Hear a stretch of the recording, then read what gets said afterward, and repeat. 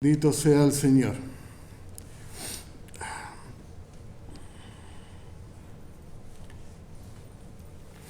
El 11 de septiembre del año 2001, el mundo fue sacudido por unos ataques terroristas ocurridos en Nueva York. Todos nosotros sabemos, ¿no?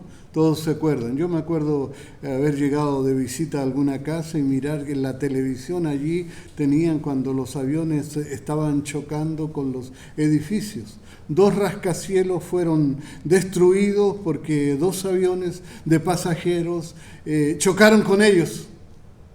Y se cayeron y, miles de personas murieron. Eran las torres del World Trade Center allá en Nueva York. Fue un día negro para Estados Unidos y para todo el mundo. En Arlington, en Virginia también, los edificios del Departamento de Defensa de los Estados Unidos fueron atacados por, precisamente lo que nosotros conocemos por el Pentágono, fue impactado también por otro avión de pasajeros, murieron todos los pasajeros y algunas otras personas que estaban allí también en ese día. Y ese mismo día, en una forma que no está totalmente clara, hubo otro avión de pasajeros que cayó a tierra y por un momento como que el mundo se detuvo. Y desde ese momento como que el mundo cambió, pero cambió para siempre. Muchas son las historias que se cuentan acerca de lo que sucedió ese día. Hay historias hermosas, por ejemplo, de personas que tenían que haber estado en el edificio a la hora que fue el choque, pero que no estuvieron porque recibieron una llamada de emergencia. Alguien los llamó por alguna razón y les dijo, no puedes ir allá, tienes que venir para acá porque tenemos una emergencia por acá.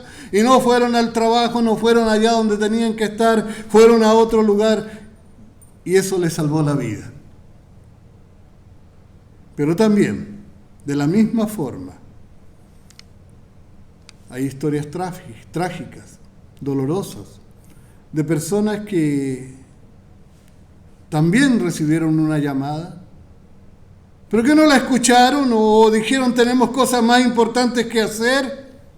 Al menos leí un caso de alguien que le pasó ese y nomás se fue al edificio y ese día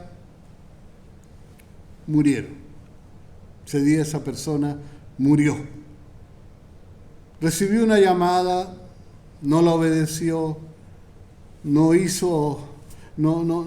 fue a donde debería haber ido a lo mejor, prefirió ir al trabajo y perdió su vida.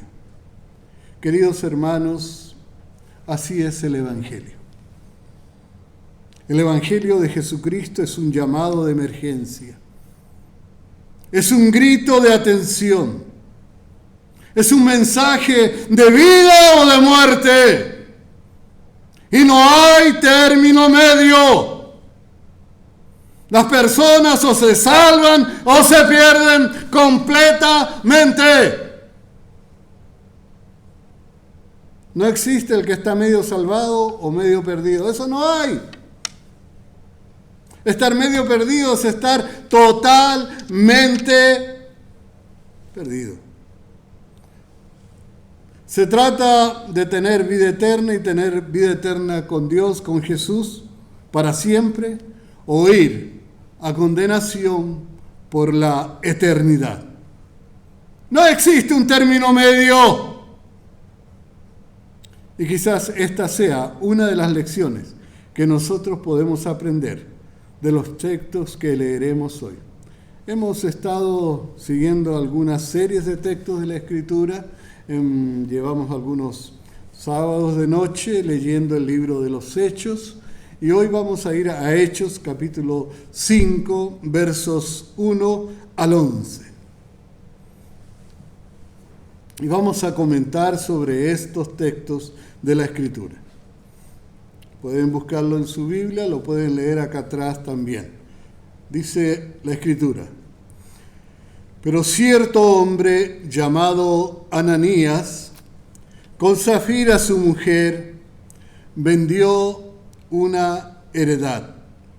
Y sustrajo del precio, sabiéndolo también su mujer, y trayendo solo una parte, la puso a los pies de los apóstoles, y dijo Pedro: Ananías, ¿por qué llenó Satanás tu corazón para que mintieses al Espíritu Santo y sustrajeses del precio de la heredad? Reteniéndola, ¿no te quedaba a ti? Y vendida, ¿no estaba en tu poder? ¿Por qué pusiste esto en tu corazón? No has mentido a los hombres, sino a Dios. Al oír Ananías estas palabras, cayó y expiró, y vino un gran temor sobre todos los que lo oyeron. Y levantándose los jóvenes lo envolvieron y sacándolo lo sepultaron. Pasado un lapso como de 3 horas, sucedió que entró su mujer, no sabiendo lo que había acontecido. Entonces Pedro le dijo: dime, ¿vendiste en tanto la heredad? Y ella dijo: sí, en tanto. Y Pedro le dijo: ¿por qué convinisteis en tentar al Espíritu del Señor? He aquí a la puerta los pies de los que han sepultado a tu marido, y te sacarán a ti. Al instante ella cayó a los pies de él y expiró, y cuando entraron los jóvenes la hallaron muerta, y lo sacaron y la sepultaron junto a su marido. Y vino gran temor sobre toda la iglesia y sobre todos los que oyeron estas cosas. Bueno, y hay muchas lecciones que podemos sacar de aquí. Es una historia un poco fuerte, un poquito estremecedora y a veces difícil de entender quizás para nosotros. Pero lo primero que quiero comentar es acerca del poder destructor de la mentira. Saben, hermanos, hay mucho que podemos aprender de esta historia. Hay algo muy importante, y es que debemos cuidarnos ¿de qué cosa? De la mentira. Porque la mentira siempre es peligrosa. Puede que no siempre mate, claro que no siempre mata, inmediatamente no. Y que no siempre cause daño inmediato, tampoco, claro. Pero siempre la mentira es peligrosa. Y esta es una de las grandes verdades que podemos aprender de estos versos. Y esta es podemos aprender, por ejemplo, que la Escritura nos enseña, y esto es interesante, que el enemigo de Dios, que se llama diablo, que se llama Satanás, que significa adversario, él es el inventor de la mentira. ¿Sabe qué dice la Biblia? Dice que el diablo es padre de mentira. Y dice que el que miente es del diablo, porque él miente desde el principio.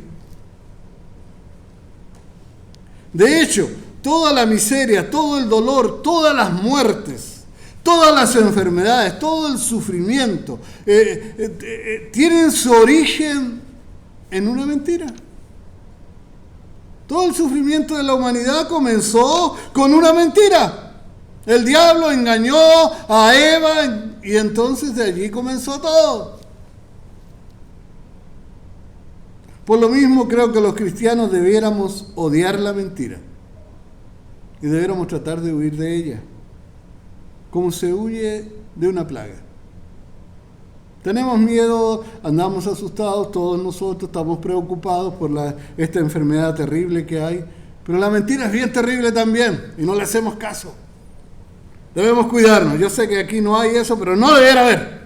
En esta historia, hermano, una mentira en la que 2 personas se pusieron de acuerdo causó la muerte instantánea de estas 2 personas. Quizás podríamos pensar que el castigo fue demasiado drástico. Y para entenderlo mejor, lo que allí pasó, Me parece adecuado decir que una mentira siempre es grave, pero dependiendo de a quién queremos engañar, entonces puede ser mucho más grave. Y en este caso ellos querían engañar al Espíritu del Señor. La mentira estaba dirigida contra Dios. Y lo hace más grave.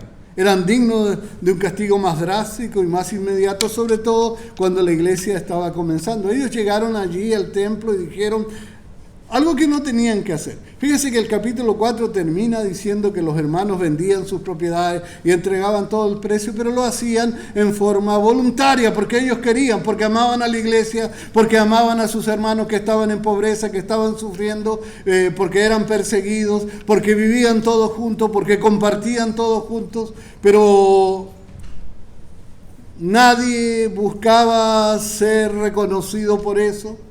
Sin embargo, Ananías y Zafira llegaron allí diciendo: nosotros vendimos la propiedad en tal cantidad y tenemos un corazón tan grande que le damos todo el dinero a ustedes. No necesitaban hacerlo, le dijo Pedro. Te podías quedar con tu propiedad, hombre. Y si lo vendías, te podías quedar con el dinero. No tenías que darlo, no era una obligación, pero ellos quisieron mentirle a Dios.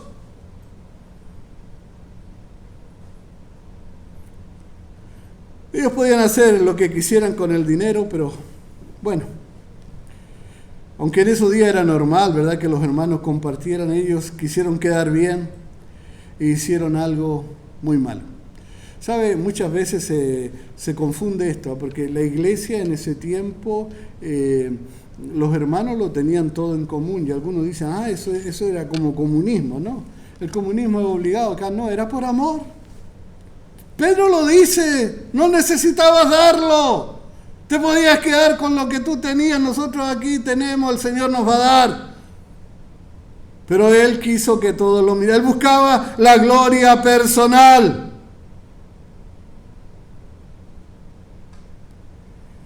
Y bueno, fueron castigados en una forma drástica, dramática, dolorosa. Y bueno, la iglesia estaba comenzando, había que a veces dejar claro que la iglesia no es un club, la iglesia es un lugar sobrenatural porque es la congregación que se reúne en el nombre del Señor, que viene a alabar a Jesús. La iglesia no debe ser tomada como un club religioso.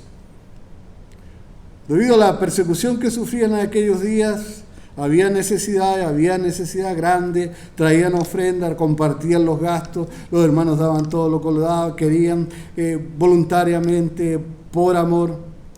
Y quiero que quede claro esto.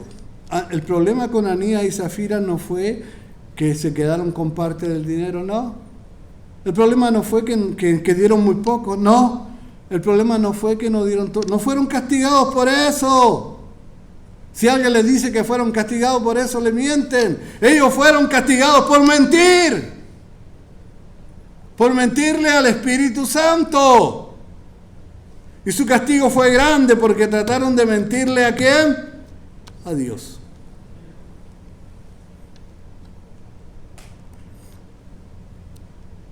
Quiero volver a leer, hermano, lo que nos dice para ver cómo lo miró Pedro esto. Lo leímos antes, lo voy a volver a leer. Capítulo 5, versos 3 al 5 dice: Y dijo Pedro: Ananías, ¿por qué llenó Satanás tu corazón para que mintieses al Espíritu Santo y sustrajeses el precio de la heredad? Reteniéndola, ¿no se te quedaba a ti? ¿Alguna vez te lo pedimos? ¿Alguna vez dijimos que tenías que venderlo? ¿Estabas obligado? ¡No! ¿Y vendida? ¿No estaba en tu poder? ¿Por qué pusiste esto en tu corazón? No le has mentido a los hombres, sino a Dios. Hay un gran problema, hermano, más allá de la mentira, en este caso. Y quiero hablar de eso también. Ananías y Zafira se habían dejado usar por el diablo. Ellos estaban buscando la gloria personal. Querían usar la iglesia para conseguir aplausos. Quería que los hermanos los miraran como gente muy buena, muy consagrada, como miembros fieles de un cuerpo al que en la verdad realmente no pertenecían, porque no eran verdaderos cristianos. Si lo hubiesen sido, no hubiesen actuado de esa manera. Ellos actuaban como cristianos, se reunían con los cristianos, cantaban cánticos con los cristianos, escuchaban mensajes cristianos, tenían toda la apariencia de cristianos, pero no le habían entregado el corazón al Señor. Hermanos, si tú le has entregado el corazón al Señor y si tu vida está en las manos del Señor, puedes gozarte en el Señor, vivir tranquilo, contento, pero si no, tenemos que preocuparnos. Eso es lo que nos dicen estos textos. Ven a Cristo, entrégale toda tu vida. No basta con la apariencia de un cristianismo. Ellos no se habían convertido, eran casi cristianos, pero sus corazones no se habían entregado al Señor. Nunca una persona perderá la salvación por dar más o por dar menos dinero. Mentira. El problema en esta gente es que nunca fueron cristianos.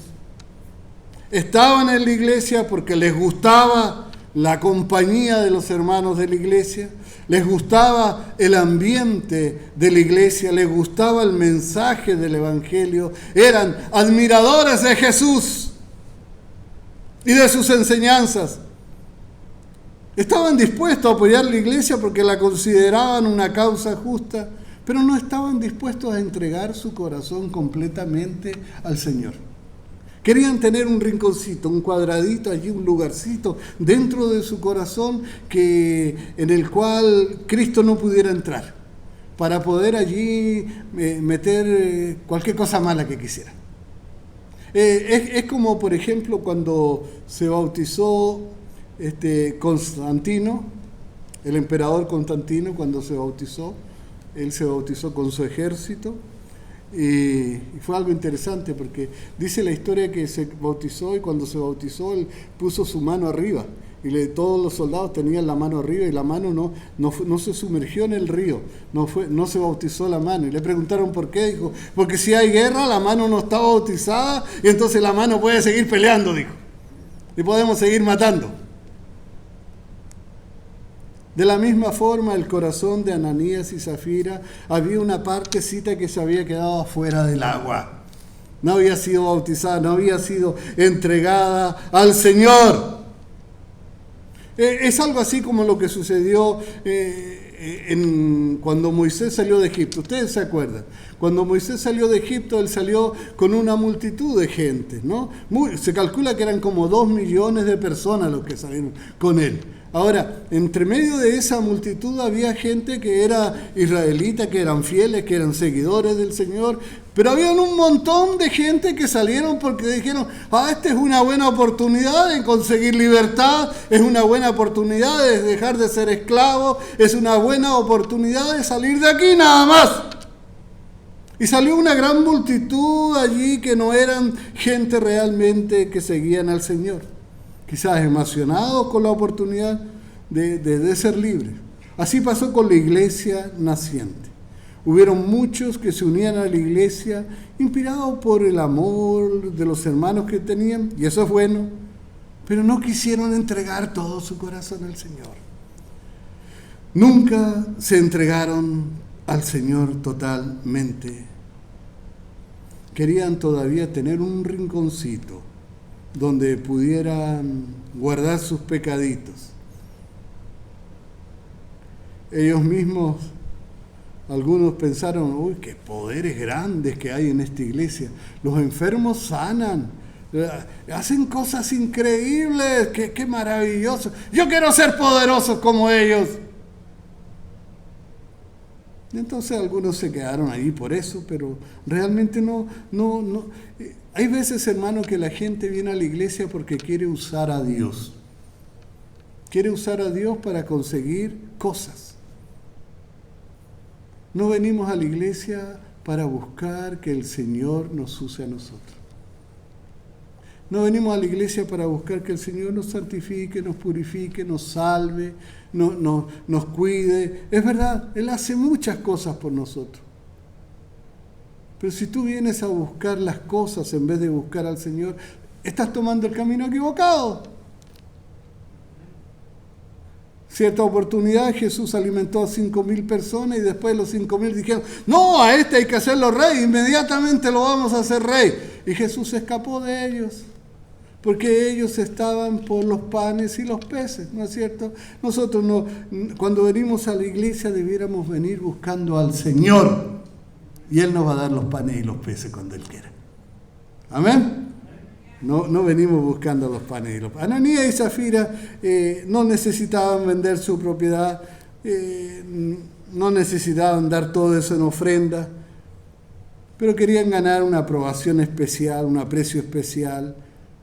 Querían ser premiados por lo que habían hecho y engañaron al Señor. Bueno, al Señor no se le puede engañar. Esa es otra cosa, hermano. Esa es otra lección que podemos entender. Yo puedo esconderles a ustedes muchas cosas, pero a Dios no le puedo esconder nada. Eso es muy importante. Este hombre, esta gente, le habían escondido todo a todos los demás. Recibieron calladitos, dijeron, nadie va a saber lo que recibimos, vamos a dar esto, pero Dios sabe todo. A Dios no lo puedes engañar, nunca, jamás, nunca. Estas dos personas, hermanos, entraron a la iglesia, escucharon grandes predicadores. Pedro, el apóstol Juan, Santiago, el hermano de Jesús. ¡Qué grandes predicadores escucharon! Ellos no tenían duda de que estos predicadores eran aprobados por Dios. No tenían duda de que los mensajes de ellos eran verdad, de que tenían la aprobación del Señor. Más de una vez seguro se sintieron estremecidos por el mensaje evangélico. Se enternecieron con la historia del Calvario. Más de una vez quisieron entregarle quizás su corazón al Señor, pero lo dejaron para después. Quizás hasta hicieron una oración de dedicación a lo mejor, pero no le entregaron el corazón, no buscaban al Señor, no hicieron de eso su primer trabajo. Sus corazones estaban habitados por ídolos que ellos no querían abandonar. Creo que les conté una vez que fui y visité a una señora, estábamos hablando del Evangelio, y ella me dice que estaba muy triste por su hijo, que tenía allí un montón de ídolos, se había metido creo que en brujería y cosas así, y tenía el cuarto lleno de santos y un montón de cosas como esa. Y entonces cuando llegó el muchacho, hablamos y él dijo, no, yo tengo eso, yo no es nada malo, y no había forma de convencerlo, pero hicimos una oración. Y después que terminamos la oración, el muchacho fue corriendo, trajo una bolsa llena de sus ídolos y los botó todos y los llevó a la basura, los fue a tirar a la basura. Inmediatamente. Hizo una decisión inmediata. Hay veces que uno tiene que hacer ese tipo de decisiones. Dejarlo para después a veces significa dejarlo para nunca. No podemos permitir ningún tipo de ídolos en nuestro corazón. Cuando tú amas más las cosas de la tierra que las cosas celestiales, cuando estamos demasiado enamorados de lo que es temporal, cuando eso es más importante que las cosas del Señor, entonces estamos despreciando las riquezas celestiales. Estamos despreciando las cosas del cielo. Jesús alguna vez dijo que no es posible tener dos señores. No podemos servirle a Cristo y al mismo tiempo a las riquezas. No se puede. Y esto quiere decir, hermano, que no podemos entrar al cielo si tenemos un corazón dividido. Y Ananías y Zafira tenían el corazón dividido. Yo creo que había muchos en ese tiempo que tenían ese problema. Eran personas que les gustaba el Evangelio, pero que no estaban dispuestos a entregarle sus corazones al Señor.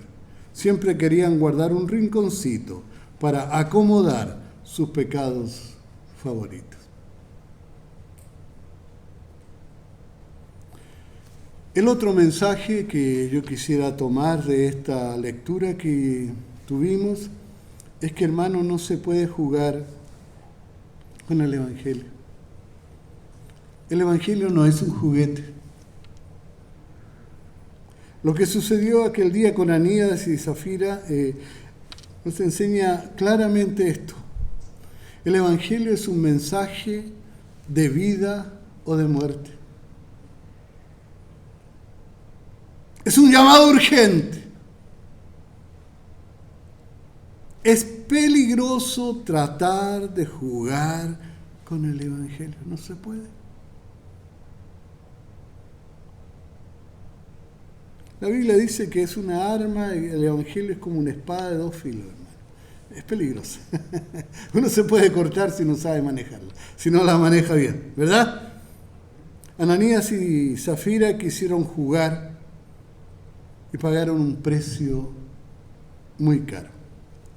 Y fue tan fuerte el mensaje que lo que ocurrió después de eso fue impresionante.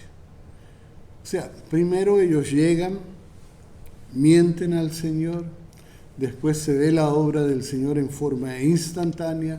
No siempre el Señor reacciona así, pero eso no quiere decir que el Señor no vaya a llamarnos a cuenta a veces, ¿no es cierto? Pero en este momento lo hizo así rápido. Ahora, lo que ocurre después me hace pensar que la cosa es seria. Mire lo que dice los versos 11 al 13 de Hechos 5. Hechos 5, 11 al 13, creo que no los leímos antes, pero lo vamos a leer. Dice, y vino gran temor sobre toda la iglesia y sobre todos los que oyeron estas cosas. Por la mano de los apóstoles hacían muchas señales y prodigios en el pueblo y estaban todos unánimes en el pórtico de Salomón. De los demás, miren lo que dice aquí. O sea, de los que no eran cristianos, de los que se acercaban, de los que miraban, de los que iban nomás a ver qué pasaba en la iglesia, de los que no querían convertirse, de los que no querían arrepentirse, dice que ninguno se atrevía a juntarse con ellos. Mas el pueblo los alababa grandemente. Querido hermano que me estás escuchando, el Evangelio es una bendición.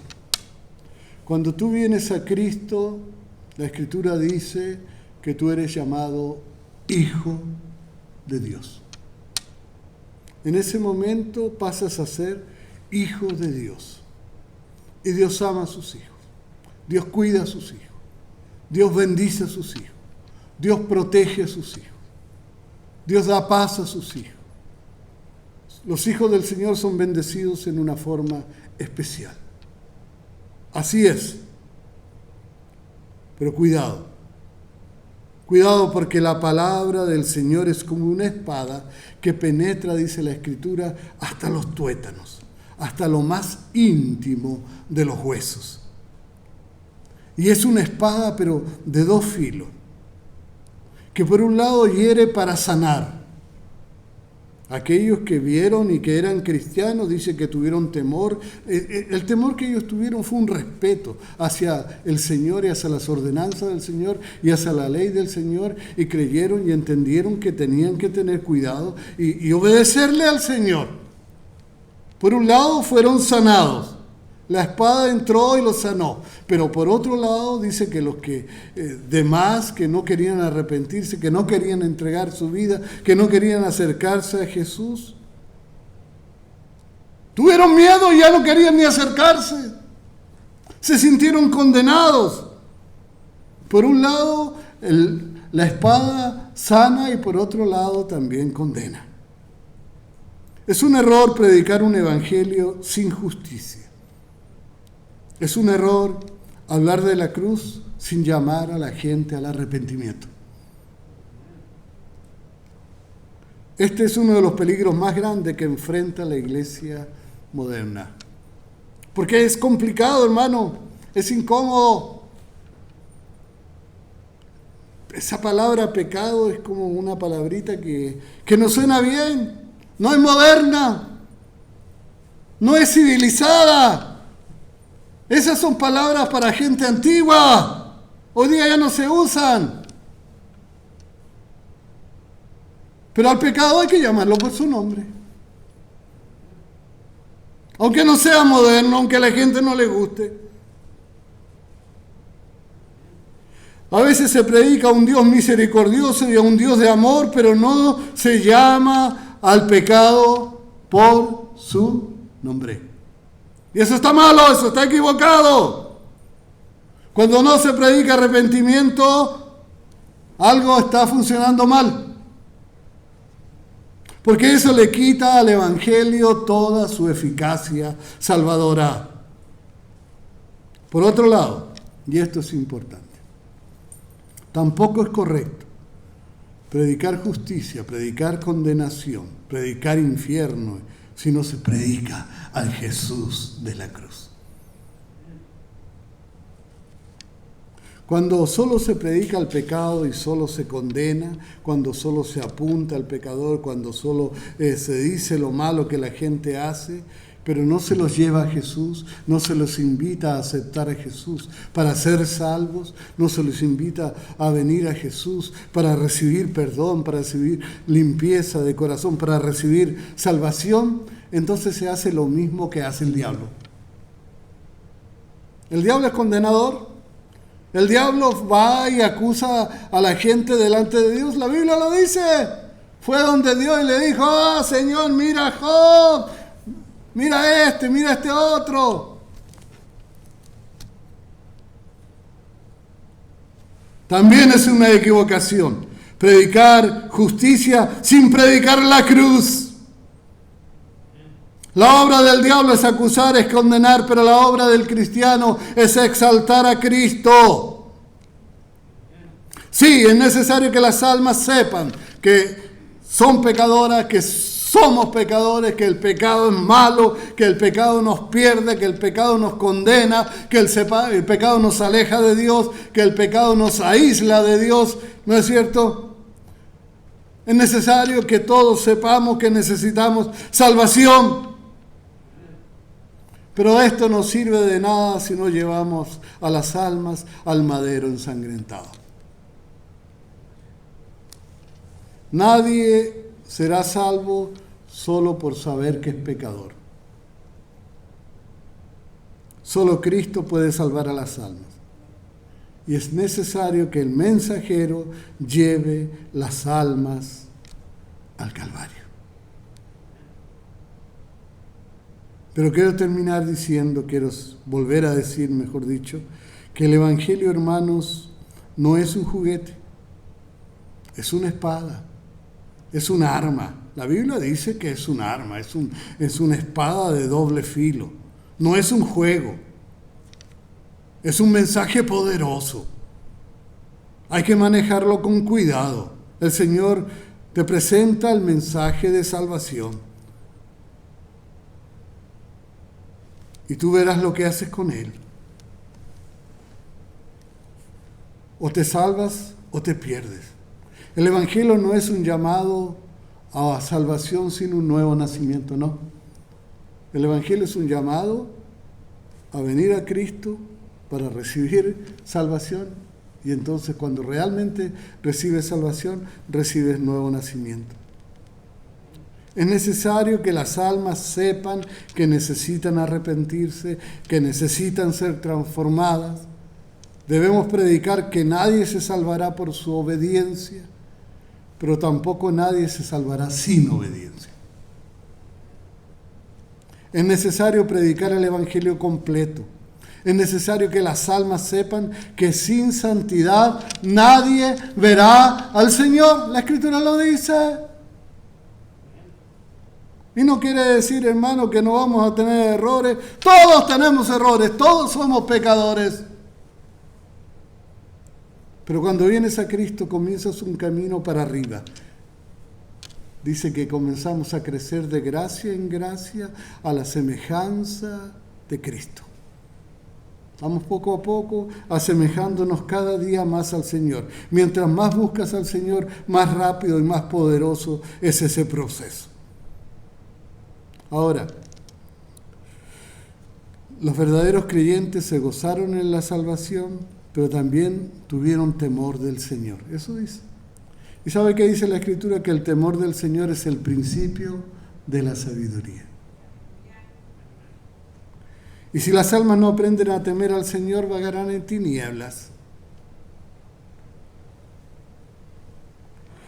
El verso nos dice que los creyentes temieron, pero los no creyentes, los que no querían arrepentirse, que no querían que sus vidas cambiaran, aquellos que amaban más el pecado que la salvación, más el pecado que la vida eterna, más el pecado que la vida con Cristo, aquellos que querían perder la salvación para no ser transformados, estos huyeron de la iglesia, se atemorizaron tanto que ni siquiera se atrevían a juntarse con los hermanos.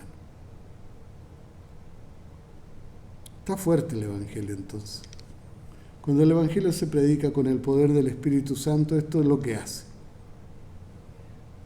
Los creyentes se gozarán en la salvación, pero vivirán en un santo temor. Los perdidos sabrán que tienen que tomar una decisión. Que no es un juguete, que tengo que decidir que de eso depende mi destino eterno.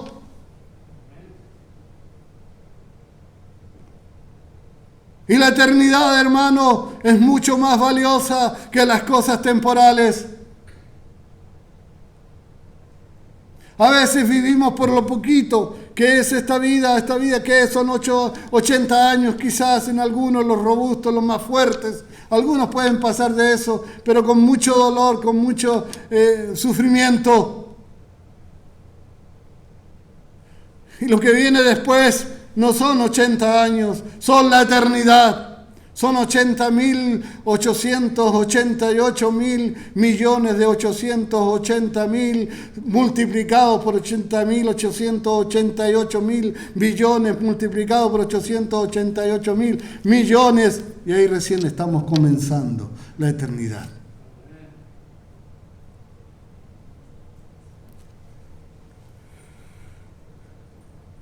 El Evangelio, hermano, es un asunto de vida o de muerte. Es un mensaje serio.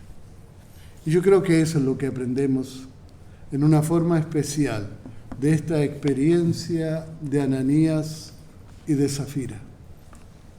Ellos no se habían convertido. Eran parte de la iglesia, pero no le habían entregado su corazón al Señor.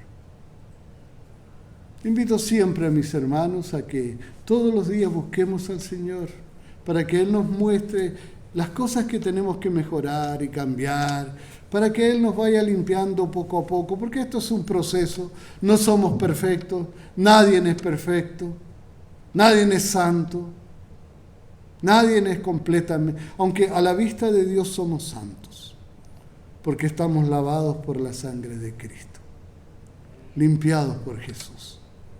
El Señor no mira ningún pecado en aquellos que realmente están en Cristo, porque han sido limpiados por la sangre de Jesucristo.